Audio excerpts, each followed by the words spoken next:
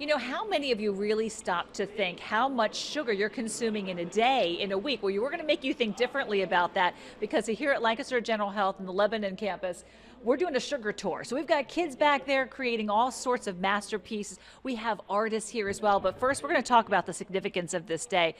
Dr. Raff, you're here with us. Hi, Thanks Lori. for being with us. Nice to be here. Let's talk about who this is for. So this is a program for what? People that may be diabetic, that are diabetic? People that are diabetic, or people that are what we call pre-diabetic, or people who have families who are diabetic and there's a good chance they will become diabetic. So all three of these groups can really benefit by being very mindful of the amount of sugar they take in. We all need sugar. Sugar is the gasoline that runs all of our engines. But too much. Too much and at the wrong time can cause real problems and muck up the engine. So here's where you at home are going to be thinking, oh my word, I had no idea. Now, we all know some of these things have sugar, but some of these things I didn't know. So walk through some of the things you got here. You have a whole table of products here.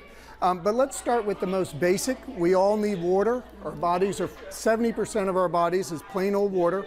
No sugar in it. Best thing you could have. It is the best thing you could have. You won't be adding any sugar to your diet. Let's take a glass of milk.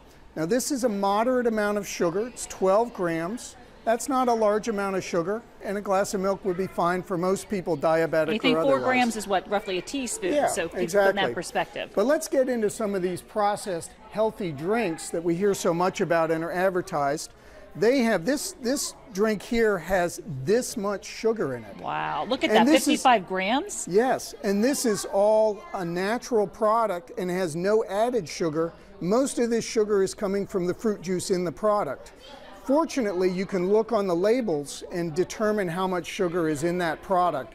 And anyone that's pre-diabetic or diabetic should be working with a nutritionist to learn how to read those labels and be able to make choices that maybe the skim milk is better than this kind of drink. So a lot of education going on here. Yes, Thank you indeed. so much, Dr. Raff, for Absolutely. sharing. This is just great the event. tip of the iceberg, too, because we've got sugar sculptures back here. Wait till you see them. World-renowned artists are here as well, all the way from Ireland. So we'll talk with them. We'll meet the kids as well. So there's much more to come. Back to you.